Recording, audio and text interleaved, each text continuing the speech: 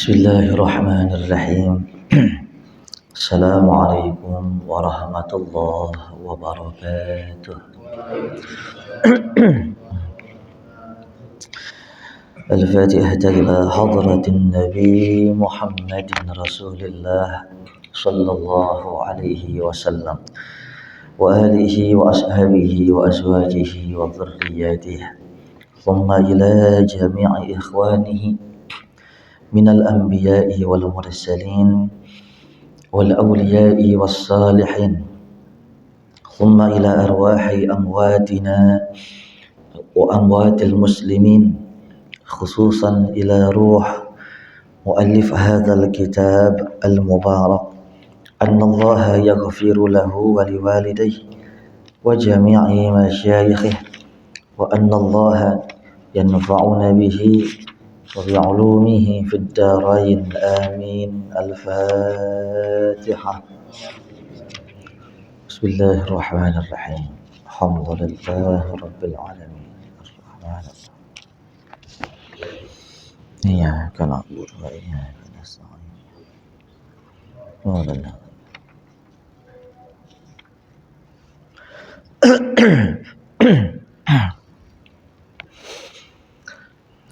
Jamaah Masjid Al-Manar yang dimuliakan Allah. Mari kita baca surah Al-Fatihah sekali lagi. Kita niatkan untuk saudara kita Bang Haji Murda yang sedang dirawat di rumah sakit Pertamina ya. Mudah-mudahan Allah angkat penyakitnya, Allah sembuhkan badannya, Allah panjangkan umurnya. Untuk juga sahabat kita Bang Saiful yang sedang kurang sehat, mudah-mudahan sehat kembali. Dan kita juga semua, keluarga kita yang sedang kurang sehat, mudah-mudahan Allah angkat penyakitnya, sehat kembali dan bisa ibadah aktivitas lagi. Bisirril Fatihah. Bismillahirrahmanirrahim. Alhamdulillahirabbil alamin arrahmanir rahim.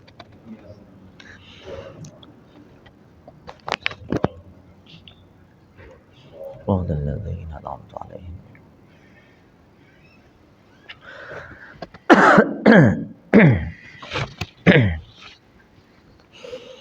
بسم الله والحمد لله والصلاة والسلام على أشرف خلق الله وعلى آله وصحبه. Sini aja bang, depan, nggak apa-apa ya?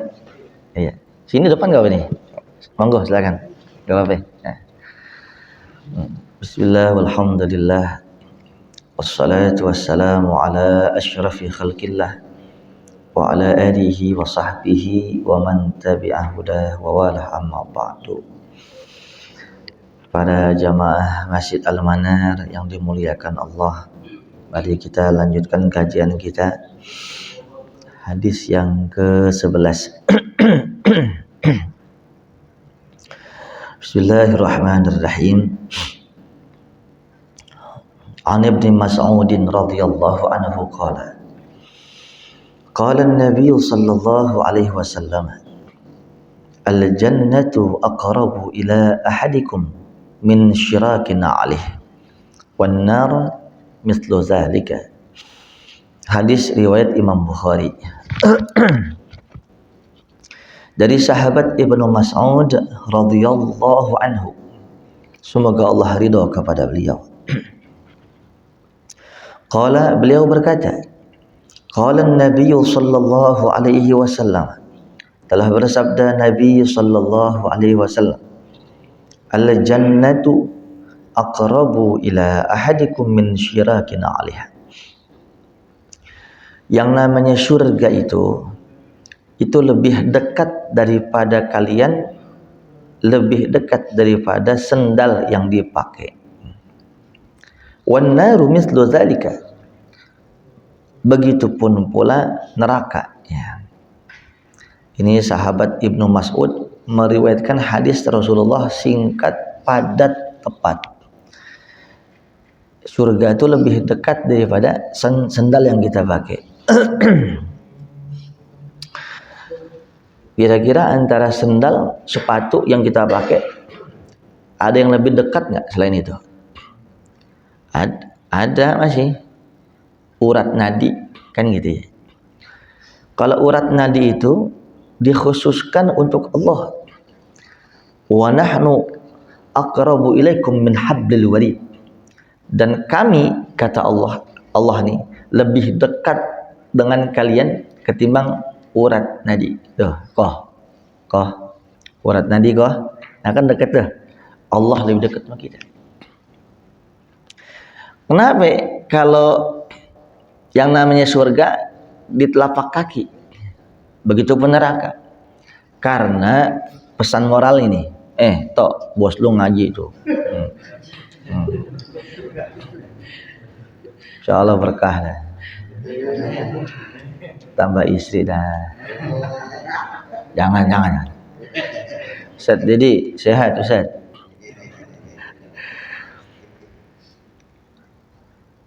Kenapa?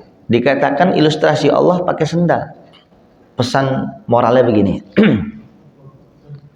Kaki ini simbol kita untuk aktivitas, ya kan? Tergantung kita bawa nih kaki kemana gitu. Kalau dibawa kakinya ke sono, yang baik-baik, yang soleh-soleh, insya Allah surga. Tapi kalau kakinya dibawa ke sini, ke neraka, ke yang salah, ya ke neraka. Tergantung kaki kita ke bawah kemana.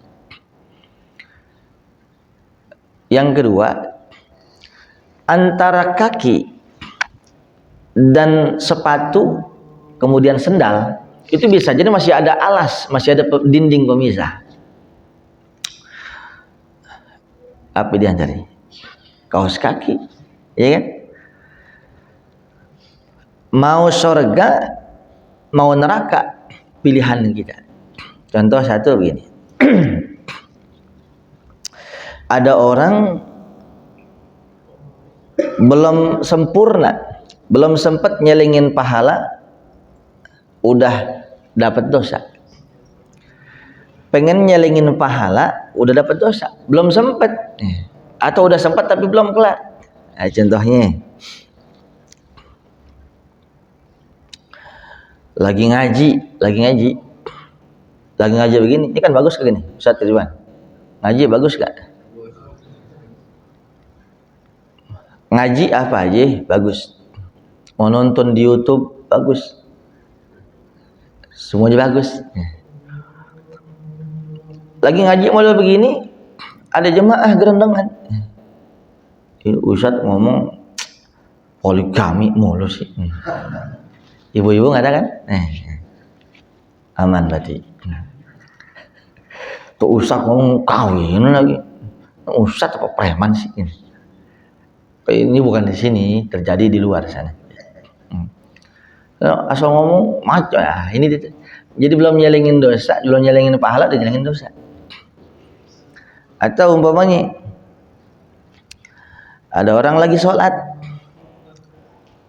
belum sampai salam udah nyelingin dosa. Apa sebabnya? Kakinya diinjak mulu, digeser, diinjak lagi.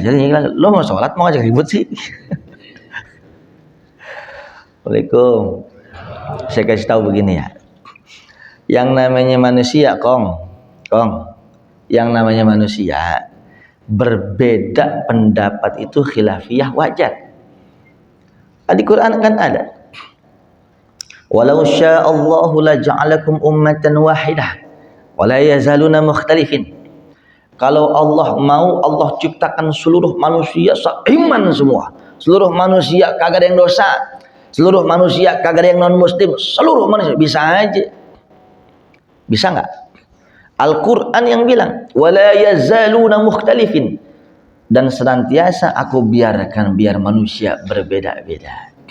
Nah, intinya khilafiyah, perbedaan pendapat ulama sah-sah saja, yang penting ada dasarnya. Mana dasarnya? Orang yang kalau sholat suka banget sama kelingking kita. Hadisnya sahih juga. Hadisnya sahih kong, jangan nyengir aja kong. Hadisnya sahih. Jadi ada sahabat melihat sahabat yang lainnya di belakang Rasulullah itu kalau sholat kaki kanannya sama kaki kirinya itu nempel sama sebelahnya, dan itu menjadi dalil.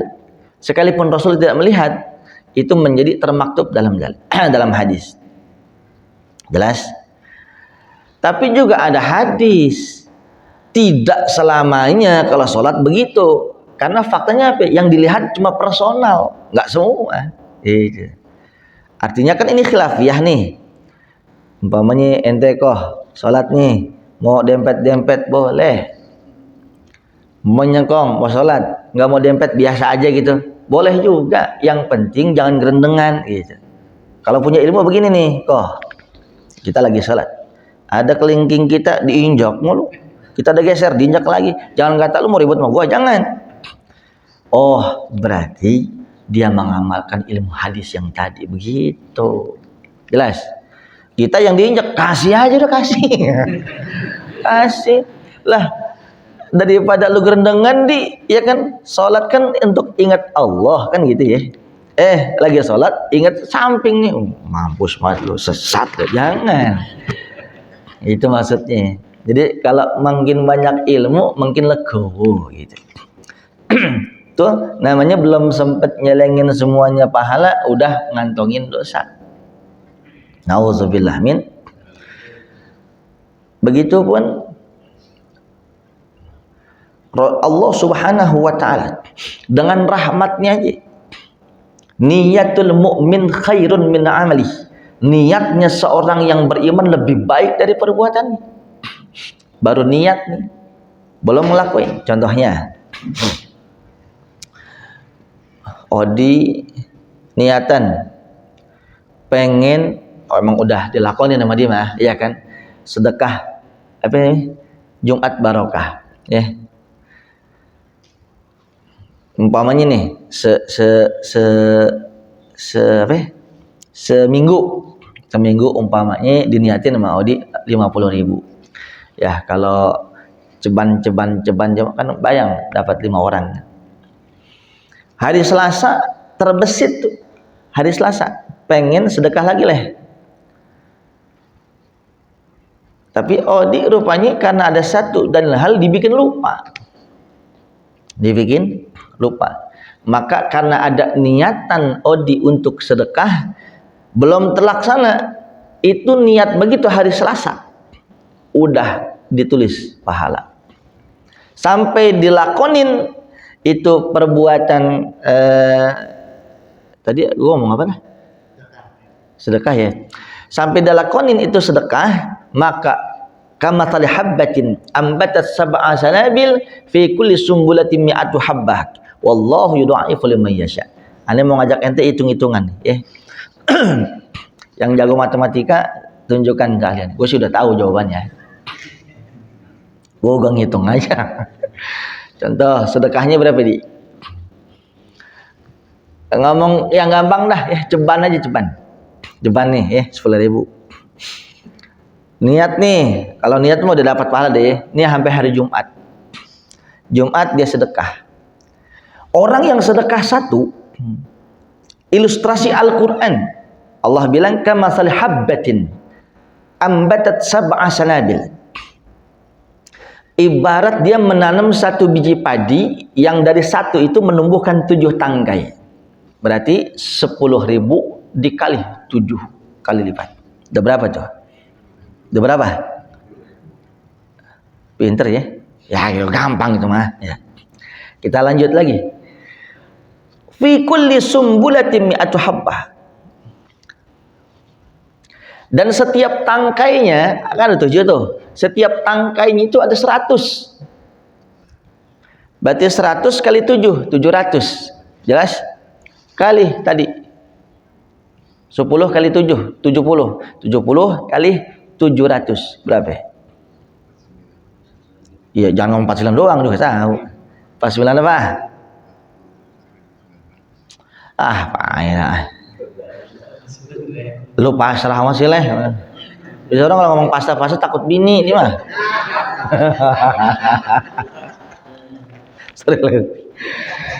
70.000 dikali 700 berapa?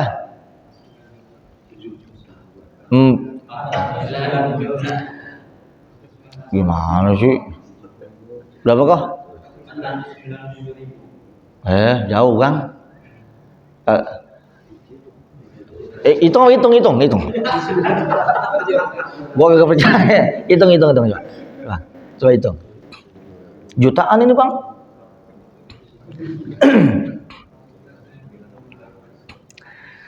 Akhirnya, gue sih tahu jawabannya, gue gak ngomong aja nih mah.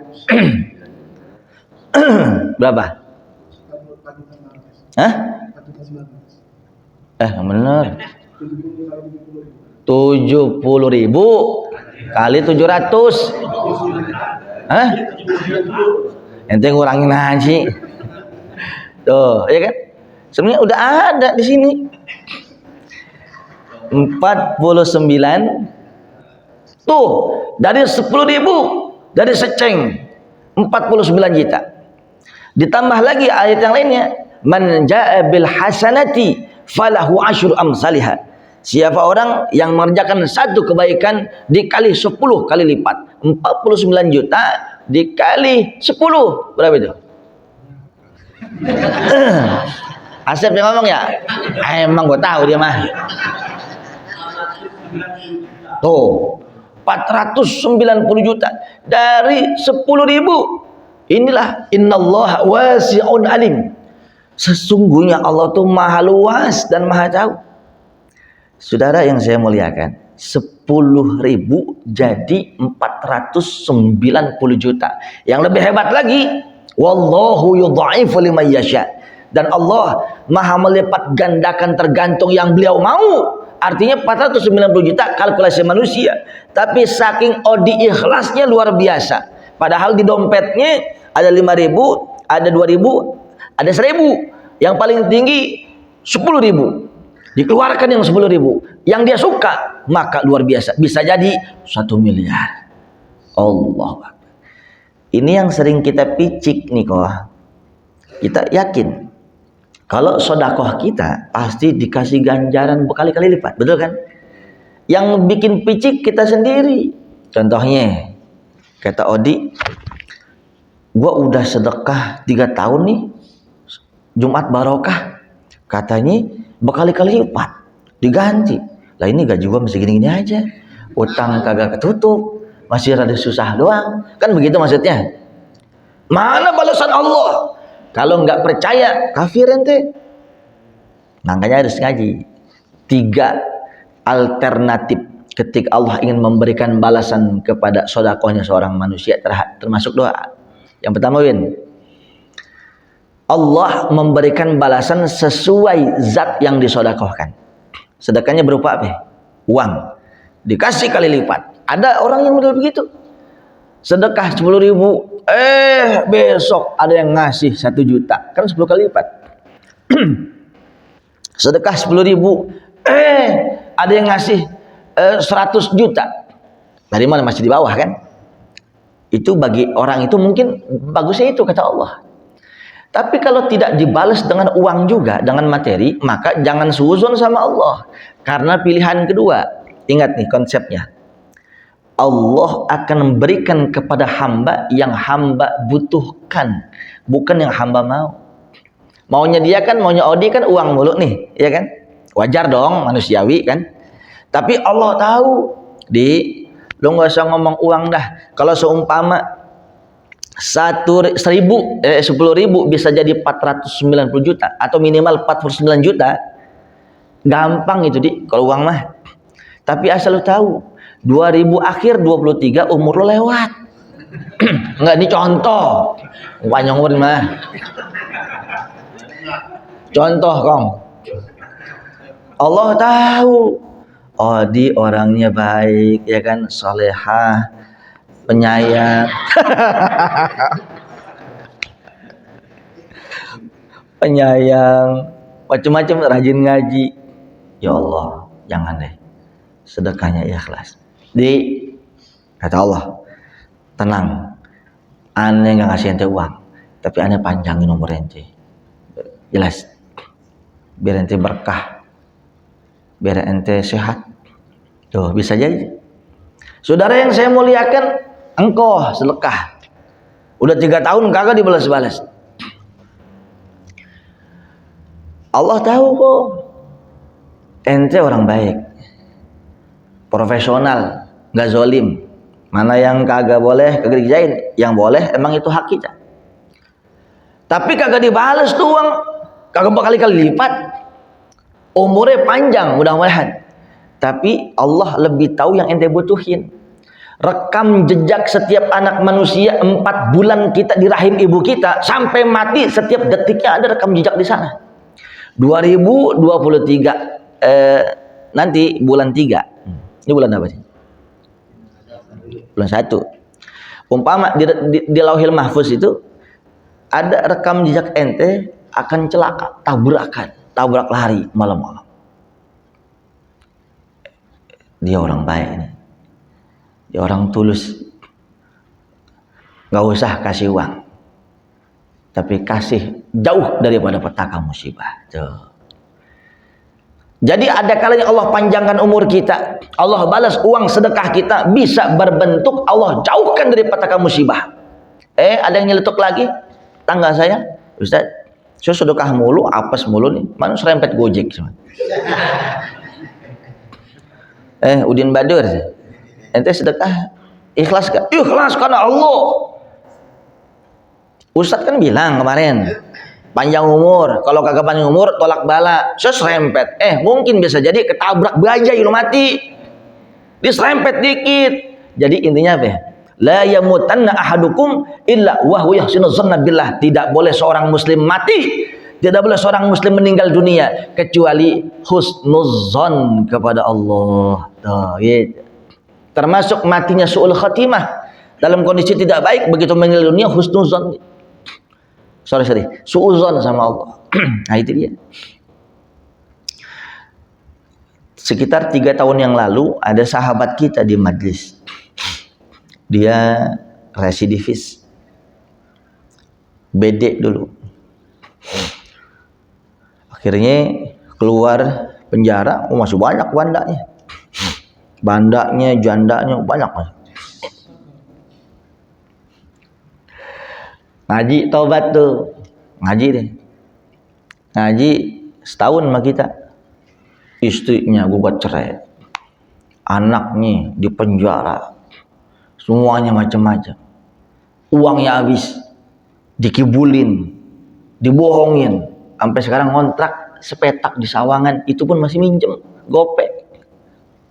Ya Allah, dari miliarder itu.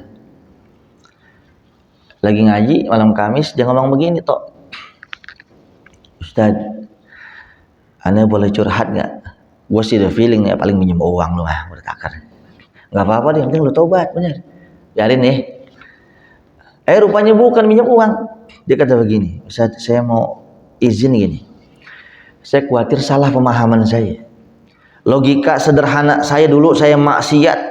Dulu saya dagang narkoba. Germok juga iya. Malak juga iya. Korupsi juga iya. Uang saya banyak. Lempengan saya tobat, pikiran saya maksiat aja banyak, berkah gelimbangan harta, apalagi tobat kan berkahan lagi namanya. Betul nggak? Faktanya Ustaz, saya susah sekarang. Saya cerai, saya hancur rumah tangga. Semua usaha saya diambil orang. Nih bagus nih, rada tuaan dikit nih. Kalau sepantar ya gue keplak pakai centong sayur nih. Kesannya begini kok, dia ngaji lantaran ngaji sama kita jadi susah. Pak Ul, bener kagak? Kan gitu ya kira-kira ya, Pak Ul. Orang ngaji itu bukan biar kaya. Ngaji kewajiban kita biar tahu ilmu, bagaimana hidup terarah sesuai syariat. Yang kedua, yang dibawa mati itu amalan. Lah amalan kalau nggak pakai ilmu nggak bakal ada, lu mau masuk neraka. Yang ketiga, kalau ente bilang lantaran ngaji sama ane mungkin susah, ane pernah nggak ngajarin ente ngepet? Ane pernah nggak ngajarin ente untuk nyolong 2 jari? Ane pernah nggak ngajarin ente untuk korupsi uang kantor? Ane pernah nggak ngajarin ente untuk ngintipin janda mandi? Nggak pernah. Semuanya rukun-rukun udu, mandi junub yang benar, jangan sampai musyrik, semua kan begitu. Begini jawaban buat lo. Berapa tahun ente jadi bandar narkoba? Berapa tahun ente bergelimpangan dosa? 2000, udah gitu tuh. Ada sekitar 12 tahun, Ustaz. Lu ngaji sama gua berapa tahun? Baru setahun, belum kecandak PA. Ya. Sabar. Nabi Ayub alaihissalam yang kagak ada dosa, Nabi diuji habis semua pandaknya, sampai tubuhnya belatungan semua. Sabar. Ibaratnya air ini lagi dikuras karena kotor, biar jadi bersih. Allah sayang sama ente. Jangan sampai ente mati direndam neraka, biarlah dibikin susah dulu di dunia. Nanti masuk surga langsung ketemu saya, kata Allah. Termasuk juga salah perhitungan, nikahin perempuan ternyata monster. Ini bini apa monster? Aduh, udah kurus makin kurus aja, boy ini mah. Jangan begitu. Yang sudah terjadi sekarang itu takdir Allah.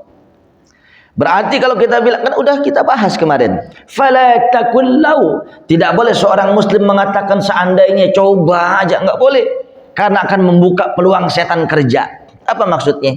Ada orang Mang Asep bilang coba aja, gua nyesel, maka setan akan bangga karena perbuatan dia. Tuh kerjaan gua aja, kata setan. Bikin bangga setan, mungkin dia menggerogoti keimanan kita. Yang kedua, yang lebih bahaya, timbul kepada seorang muslim sikap tidak ridho dengan ketentuan Allah.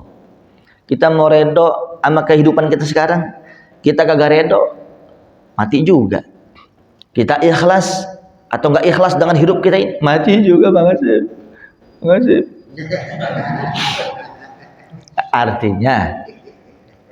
Artinya ya jalanin aja, yang penting kita ikhtiar doa. Yang ketiga, ambil hikmahnya. Orang yang cerdas itu pintar ngambil hikmah. Jangan sampai suuzon kepada Allah. Kalau bahasa simpelnya, cari 1001 alasan untuk berbaik sangka kepada Allah. Tadi contohnya itu. Istri begini amat, istri begitu amat, ya Allah, ini petaka banget ya Allah. Ingat, itu kan sakit hati itu, ya. Konsep agama kita, al-marad kafaratuz dzunub, sakit itu ngapusin dosa. Sakit itu, tidaklah seorang muslim, kata Nabi, kakinya tertusuk duri kecuali rontok dosa-dosanya. Nah itu amalkan sekarang. Jadi mulai sekarang kalau kaki kita ketusuk duri, jangan dicabut, engkek terus. Ya salah lagi itu namanya. PA namanya, cabut, tetanus, berobat, kan sakit namanya, gugur dosa. Kata ulama bukan cuma sekedar sakit zahir, sakit batin juga. Dibohongin sama teman, ditipu, dikecewain, difitnah, termasuk tadi. Asal ngomong nyelkit banget hati sama suami, lu tega banget neng, tau gitu mah gue mutilasi lu dulu, umpama. Nah, ingat. Sakit hati ini kalau kita pinter ngambil hikmahnya, Bang Odi. Dulu sering nyakitin hati emak. Ngerongrong, lu kagak ngerti banget sih Tong. Bukan emak kagak bisa, belum ada uangnya, sabar ya Neng ya, sabar ya. Kagak bisa wow. Sekarang dibikin sakit hati sama Tuhan karena ente orang baik, ente orang soleh. Tebus dulu tuh, sabar. Ingat nggak dulu pernah ngibul teman kita? Win-win solution, ya kan? Belah semangka, hasil maksud kasih aja 20, kantongin 70. Emang dia ngerti apa? Kan nepuk namanya itu. Sabar.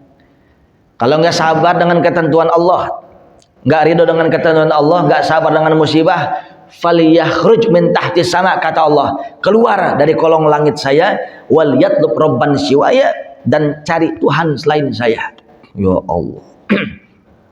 Jamaah, ini ilmu ini penting sekali. Kenapa penting? Agar kita tidak suuzon sama Allah. Itu sih masalahnya. Jelas ya. Kita nggak usah ngomong Tuhan nih di dunia pesantren. kalau kita belajar kitab Ta'limul Muta'allim. Ada yang pernah pesantren sini? Ya. Ta'limul Muta'allim itu bukan mujarobat, bukan. Ta'limul Muta'allim itu adalah kitab bagaimana mengajarkan sosok seorang murid berguru kepada seorang guru. Begitupun guru bersikap kepada muridnya. Salah satunya, sekalipun si murid pintar, Jeffrey, biar siapa? Dia semalam zikir biar engkau. Husnuzon kan husnuzon. Dia, engkong bangunin dah. Ya kan Pri ya? Ya. Kalau kata Jeffrey nih bos, kalau kata Jeffrey, biarinlah gue ngantuk-ngantuk, yang penting gue ngaji daripada gue ngantuk pinggir empang ya kan. Subhanallah. Subhanallah, mantap. Itu tidur lagi ya. Apa tadi contohnya apa? Contohnya apa saya lupa tadi? Oh iya, Jeffrey. Ada orang murid pinter nih, belajar di pesantren dia, ranking 1, mumtaz kalau bahasa Arabnya. Tapi keluar pesantren, ilmunya kagak manfaat. Ngamen di Blok M. Padahal khitobah ceramahnya itu duluan dia daripada saya. Sampai sekarang 2-3 kali cerai. Ini saya nggak ngomong orang ya, pelajaran buat kita. Lah, kesenyoritasan dia di mana? Keberkahan ilmunya di mana? Khutbah Jumat juga kagak, azan juga kagak, nggak kepake ilmunya. Oh, rupanya ketemu sama temennya. Ya bisa jadi Ustaz. Dulu kan ente ingat sendiri, kita sekamar tuh, dia senior, kita mah beda setahun. Larangan pesantren tidak boleh merokok selama belum lulus di pesantren. Dia kan udut terus, sekalipun kalis mulut. Nggak boleh cabut. Sampai malam minggu dia ke Senturi. Senturi itu dulu ini bioskop. Cabut. Tahu cabut gak? Kabur. Kalau boleh pacaran, dia pacaran ningsih, ya kan? Ada Pok, ningsih Pok. Assalamualaikum. Nah itu dia. Buat hati guru sih maafin, tapi ilmu yang ada di dada guru itu dia punya ruh, dia kagak terima, kagak manfaat. Termasuk juga suuzon sama gurunya. Kiai, gimana sih? Pesantren gede kiai taklim doang Depok. Tausiah dong, tabligh akbar, baru keren. Karena tuh murid pinter khitobahnya, pinter tausiahnya, dipakai di mana-mana. Ada namanya safari Ramadan, sebulan tuh full dari pesantren ngutus dia kemana-mana. Tapi dia gerendengan sama kiainya. Kiai, masa dok kiai pesantren kagak tausiah. Khutbah Jumat pakai teks, ya gimana sih? Tuh suuzon sama kiai, gak berkah ilmunya. Apalagi suuzon sama Tuhan. Gitu. Jelas. Kesimpulannya soleh, jangan sampai salah.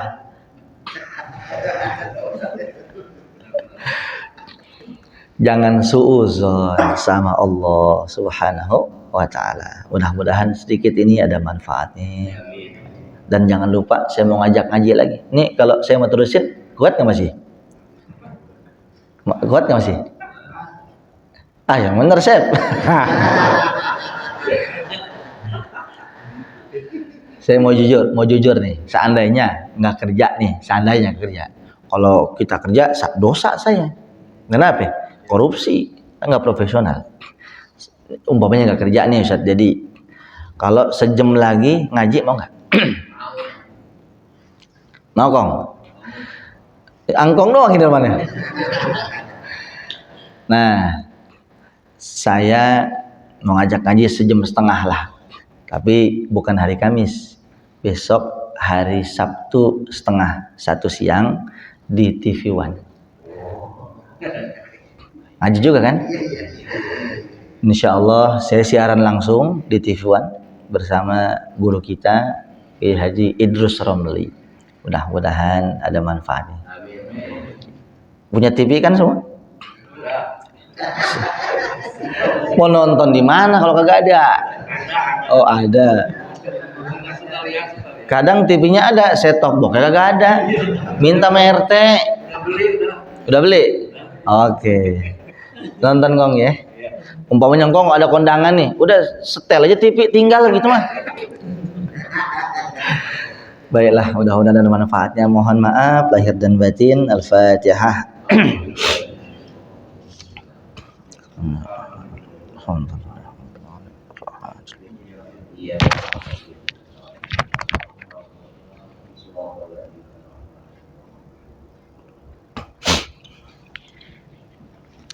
Bismillahirrahmanirrahim.